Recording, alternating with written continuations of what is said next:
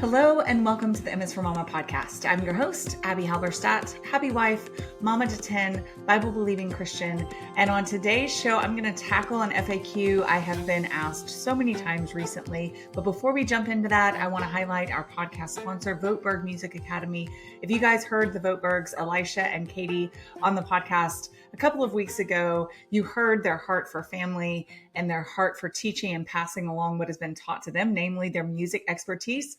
Voteberg Music Academy is not your average music lessons. Even though a lot of private lessons can be expensive, it can be hard to motivate your kids to practice. That's not the case with Voteberg Music Academy. You can use the code MISFORMAMA, MISFORMAMA, I'll put it in the show notes, for 50% off your first month of lessons with Voteberg Music Academy. You can share lessons between siblings. You can pick between guitar, fiddle, mandolin, piano, like ukulele. So there's a lot of options. You can fast forward and rewind and redo lessons, have 24-hour access to your instructor, prepare for a student showcase. So there's a community aspect to it. It's just a lot of fun and it's easy to motivate kids to practice for lessons that are fun. So if you want to use the code MISFORMAMA for 50% off your first month, again, sharing between siblings and being able to do this all at your own pace, on your own schedule for a very affordable price, you can go to votebergmusicacademy.com to sign up. All right, so let's talk about this FAQ that I've gotten. I have a husband who travels a fair bit and has for our entire marriage. In fact, I can remember one of my biggest pity parties about his traveling being while I was a very, very new mama, as in I still had a baby in utero. And I was probably 25 weeks pregnant. And my husband was traveling to, wait for it, Ireland, of all places. And you know, as I think about it now, I don't know if I was quite that far along, but I was a little ways along. And I don't remember what the reasoning was behind my not going with him. It was probably either something to do with the pregnancy, or I was teaching Spanish at the time and I wasn't off of work, or we didn't have the funds to pay for the ticket. Some combination of things kept me from being able to go. And I was just really missing him. It was hormonal, just going through my first round of pregnancy. So this was with our first baby, and feeling abandoned. And like I said, woe is me. And like, I wanted to be in this beautiful place with him. He was sending me pictures, and I don't remember feeling strongly like jealous or resentful. I was just sad. And so that was kind of not my first taste of his traveling, because we'd already been married for a little while and he had traveled quite a bit already. And I always joke that we lived together before we got married, not in the sense in which that phrase usually means. He actually did live in the third story dormer of my parents' house. And my parents have a really unusual house because it's an old home, fairly small, single level. And then over the course of a very long, protracted period, we did a renovation on it ourselves and added a second floor as well as a third story dormer. So my brother and I both lived in the second floor of my parents' house as young adults, and it had its own laundry, its own kitchen. So we were basically kind of living in an apartment, renting from them. And then there was a third story dormer that my husband actually lived in for a couple of months before we got married, because his house sold quickly. And I always joke that we got to get a lot of kind of the, where do you put your toothbrush, and, you know, kind of the awkward moments of figuring out where things go by sharing a bathroom and things like that, even though we weren't married and weren't intimate and weren't living together in that sense at all, before we actually got married, because we had to do, the scoot over and I'll take a turn, because we had this little bathroom upstairs. That was the only bathroom upstairs. Actually, I think there are two now that I think about it. But anyway, we went through that, and he was traveling for that period as well. So I knew what it was like already to spend, a week, possibly 2 weeks at a time without him. But that first time when he was gone, when I was pregnant, so my first time with his being gone, that I was a mom, even without a baby to hold in my arms, I just remember thinking like, this is such a bummer. I'd rather that he be here. And I knew that this was going to be my reality to some extent. So my husband is a software developer, and he writes software for 911 dispatch. And so he travels a fair bit across the United States, and then sometimes to cool places like Ireland, or Hawaii, or the Marshall Islands. Where else has he traveled? Um, to Canada. Anyway, so he gets around. Um, and I remember in the midst of my pity party thinking, I'm going to have to get a grip, because this is going to keep happening throughout our marriage, and I can't just be sad every time he leaves. I mean, being sad, it's not like I'm going to rejoice that my husband's leaving. Being sad is fine, but being in a state of not coping well was not something that I wanted for myself.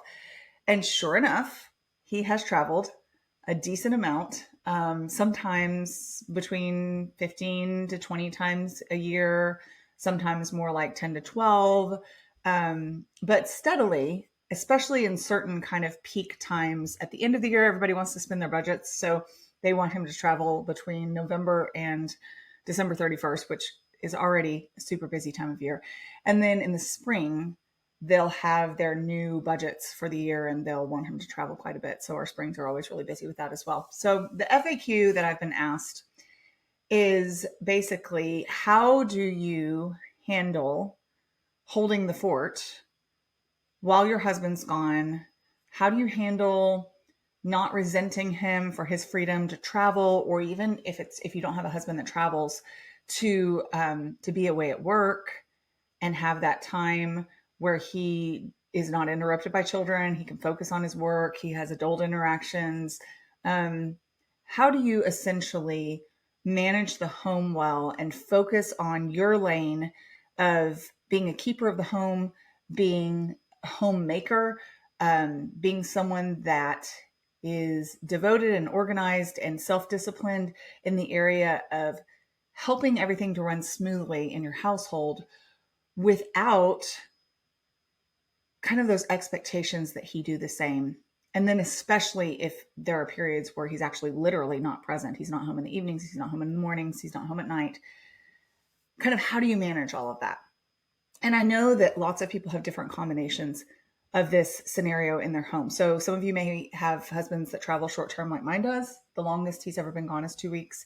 Some of you have husbands who are deployed for 9 months at a time. And that just boggles my mind. I know that were that my reality, I would find ways to cope and to adjust.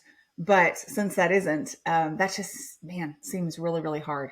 And then people who have husbands that are home at 5:30 every single day on the dot and have a very regular schedule, think about me the same thing. Like, man, if my husband traveled regularly or was gone for a week at a time, I wouldn't cope very well. So you have some people who have shift work, and you have some people who have to change jobs often or have to travel with the military. I mean, there's pretty much every permutation under the sun that requires us as mamas, as wives, to be flexible. And so that would be my first piece of advice, regardless of whether your setup is this perfect 9 to 5, kind of, when he's going to be there exactly, when he's going to be home. You're still going to have systems in place to run your home well. And you might not need to be as flexible as someone who has a husband who travels or who is gone a lot. But that flexibility to say, okay, I have the rhythms, and I have a podcast on rhythms if that helps you. If you don't know what your rhythms should look like, well, I'm not going to tell you what they should look like in your home, but I'm going to have some suggestions for how to figure out what they should look like, so that you know which systems you should put in place as opposed to trying to copy somebody else's. So you might check out that podcast. I'll put it in the show notes. But also, once you have those systems in place, assuming that you do, you're going to have to be somewhat flexible, especially with a husband that has a somewhat inconsistent schedule, to say, my priorities need to take a back seat to honoring and respecting my husband and prioritizing our marriage. Because I will say this, as someone whose husband has traveled quite a bit, once I got past that initial pity party of woe is me, I don't want to be by myself, sad that he's gone, want him home, wish I were with him, and thought, this isn't going to work well, knowing that this is the life that I chose, to be married to someone who has this responsibility as part of his job. I can tend to go too much the other direction and think in terms of, okay, I have this system down for when he leaves, and then they re-enter your life and you have to readjust. And if our systems take priority over our relationships, we know we've got a problem. So flexibility, being willing to pivot, being willing to compensate, being willing to say, in this season, this is what's required of me, whether it is taking on more of the household chores than we had before, whether it's recognizing we're not going to get a break from kids for 5 days because they're gone for 5 days, and kind of mentally girding our loins for that prospect, whether it is setting up some help, hiring someone to come in, or doing babysitter swaps with neighbors, or seeing if our mom can come stay with us if it's something that we're really not used to and we need that extra help, kind of planning ahead. That ability to flex and change and pivot, man, is so key when you have a husband that doesn't have a completely reliable schedule. Now, I will talk to you a little bit about some of the systems that I have in place for when Sean travels, and they're different now than they were when I only had small children. But I'll address the only small children version first. When I only had small children, I had a mental shift I would intentionally and actively do to say that I know this week is going to be particularly challenging because I'm not going to get a break from caring for children. I'm not going to have much time to myself. I'm going to have to be especially diligent in consistency and follow through, but I'm also going to give myself some grace. So there was kind of a mental pep talk of, you're on this week and you're going to stay on, and that's okay. This is just a week. We can do this. By the Lord's strength, we can do this. But also the grace that I gave myself was on Tuesday nights, the kids and I would go to Chick-fil-A, and we would look forward to that. So it wasn't like we were looking forward to Daddy being gone, but since Daddy was gone, we knew we had a treat to look forward to, and we didn't eat out very much. And so that Chick-fil-A on Tuesday nights, I would round all the kids up, and we would go and get our food, and we would hang out and play in the little play area, and then we might go to the park afterwards, and would come home and do our bedtime routine and roll into bed. And I just looked forward to that very simple break from cooking, from everybody being at home and maybe going a little bit stir crazy. And it was just a really simple way to give us all kind of a touch point of fun and ease in our week, in a week that was particularly hard. I also tended to think of things in those terms as far as giving myself some grace and things to look forward to in general that week. So I didn't necessarily cook as heavy of meals.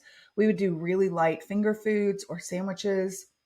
And someone out there is like, why? Because only your husband deserves good nutrition? Or, did you slack because he's the only one that deserves the effort? No, not at all.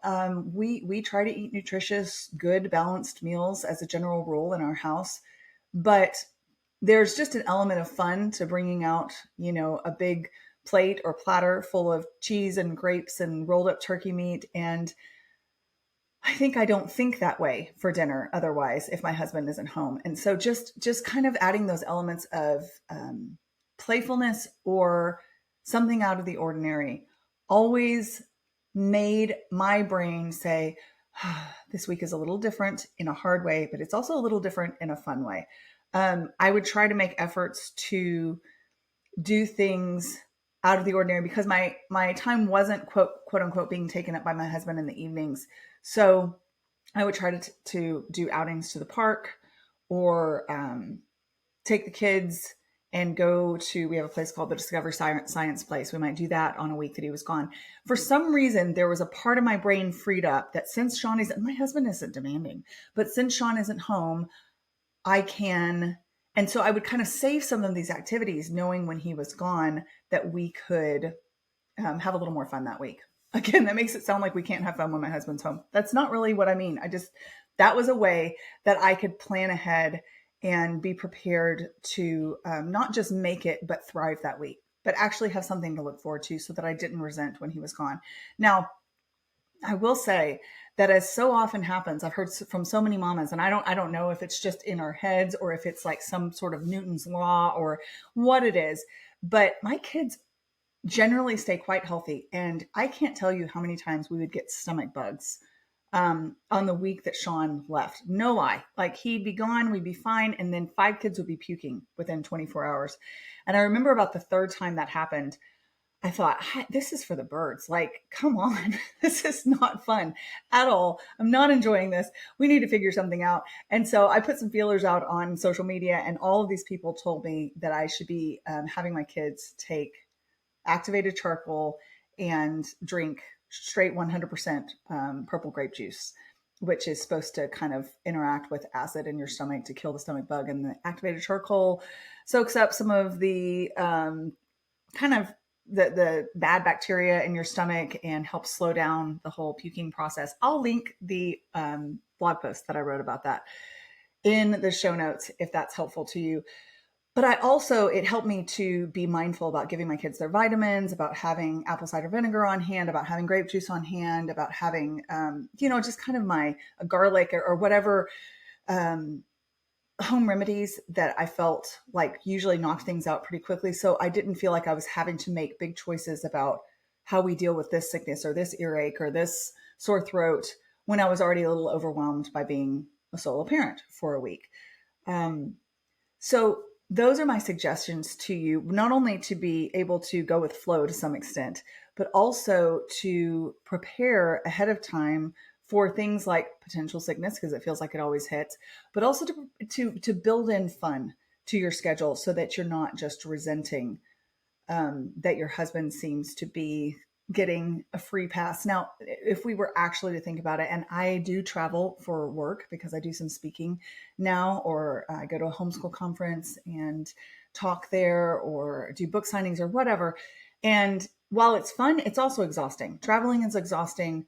Even if you're interacting with full-fledged adults instead of just tiny humans all day, it still is, it's a big commitment. And so I know that while our perception sometimes as mamas who are in the thick of putting all the babies to bed and wiping all of the bottoms and making all of the meals and breaking up all of the fights, it can feel like, good grief, somebody is getting the much, much harder end of the stick here.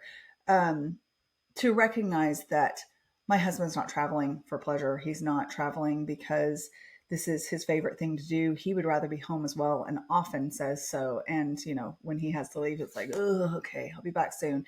As the kids have grown and as we've had more of him, he's actually traveled less to some extent and really been very intentional about grouping his travel in a way that's less stressful if he can.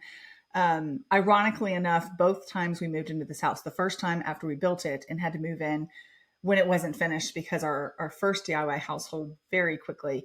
And so we had to scramble to move in on time, and everything was a wreck, and there was red dirt everywhere, and the floors were concrete, and there was hardly any furniture. And Sean had to travel the week that we moved in. And I remember being like, are you kidding me? But it wasn't his choice. It was already set. And that's just happened to be how it coincided. And then when we moved back in, and it wasn't nearly as chaotic, but it was a little bit chaotic.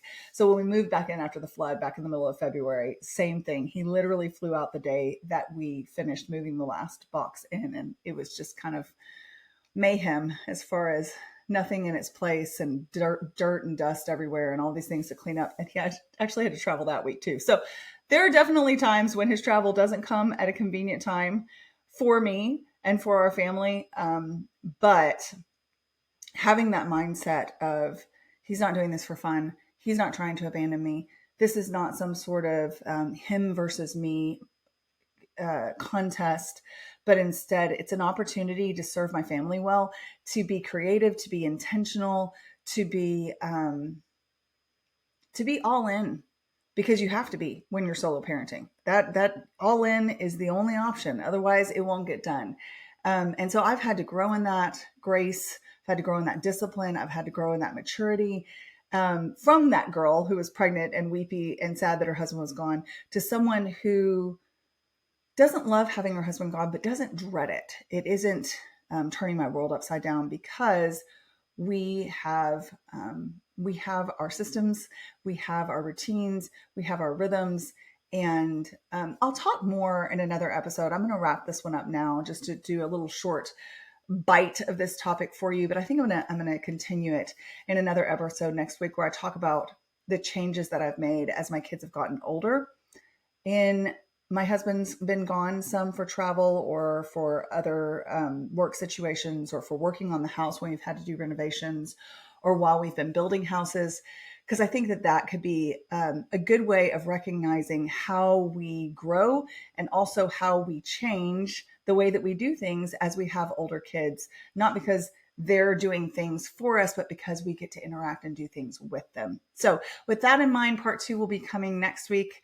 And I just want to encourage you that the Lord has equipped you to solo parent when that's necessary. He has equipped you to mother well. He has equipped you to manage your home well. And the more that we own that fact that the Lord is the one that equips us, the more we can learn the practical ways that help us to step forward confidently into that role. So I encourage you to keep on learning and keep on growing and keep on investing, because your home is a worthy place to spend your energy and your talents. If you enjoy the MS for Mama podcast, I would be so honored if you would subscribe and follow along, maybe share with friends, or even leave a review. And if you want more content on motherhood and biblical responses to cultural issues, be sure to follow along on Instagram at m.is.for.mama.